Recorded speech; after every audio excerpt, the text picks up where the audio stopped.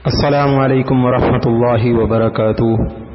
میرے محترم سامعین مکرم، عزیزان احباب، آپ کا میزبان حافظ محمد عمر حدیث نمبر 9 اور 10 صحیح البخاری جلد نمبر 1 کے ساتھ آپ کی خدمت میں حاضر ہے۔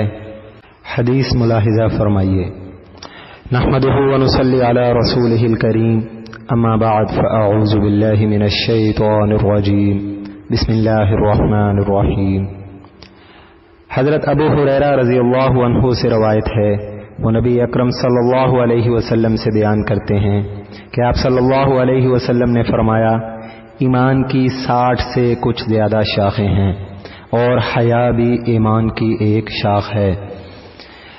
حضرت عبداللہ بن عمرو بن عاص رضی اللہ عنہ سے روایت ہے، وہ نبی اکرم صلی اللہ علیہ وسلم سے بیان کرتے ہیں کہ آپ صلی اللہ علیہ وسلم نے فرمایا، مسلمان وہ ہے جس کی زبان اور ہاتھ سے دوسرے مسلمان محفوظ رہیں، اور مہاجر وہ ہے جو ان کاموں کو چھوڑ دے جن سے اللہ تعالی نے منع فرمایا ہے۔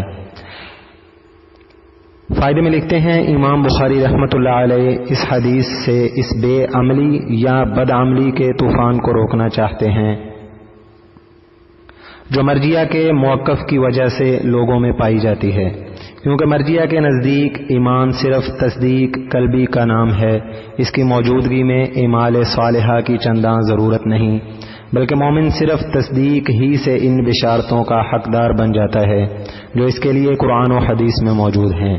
نیز آپ یہ بھی ثابت کرنا چاہتے ہیں کہ اسلام کی بنیاد اگرچہ 5 چیزوں پر ہے، لیکن ان کے علاوہ بھی کچھ نیک عادات اور پاکیزہ خصائل ایسے ہیں جن کے بغیر انسان حقیقی مسلمان نہیں بن سکتا۔ صدق اللہ العظیم، وآخر الدعوانا ان الحمد للہ رب العالمین۔